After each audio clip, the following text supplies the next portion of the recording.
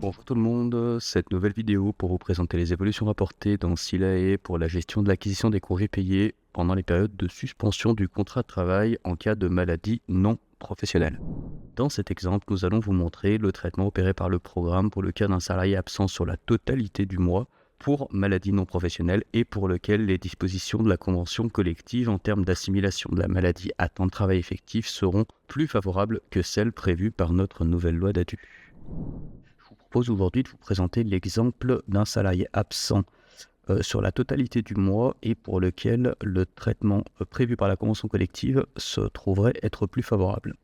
Donc dans notre exemple, on a un salarié qui est rentré dans l'entreprise le 1er janvier 2024, qui se trouve sur son bulletin de juin 2024 être en absence totale, donc du 1er au 30 juin 2024. Donc nous avons nos commentaires, toujours sur le bulletin de paye, qui indiquent le nombre de jours alloués au salarié. Notre mémo explicatif de la ligne salaire de base nous explique le traitement qui est opéré aujourd'hui par le produit. Donc au titre de la présence, c'est relativement simple, l'absence est totale, aucun jour travaillé.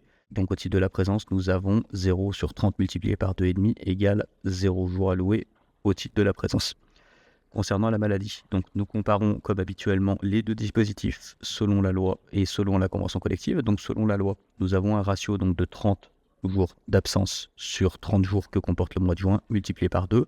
Donc nous allouons 2 jours au titre de la loi. Il se trouve que dans la convention collective du salarié, nous avons des dispositions qui assimilent les absences maladie à temps de travail effectif pour l'acquisition des congés payés.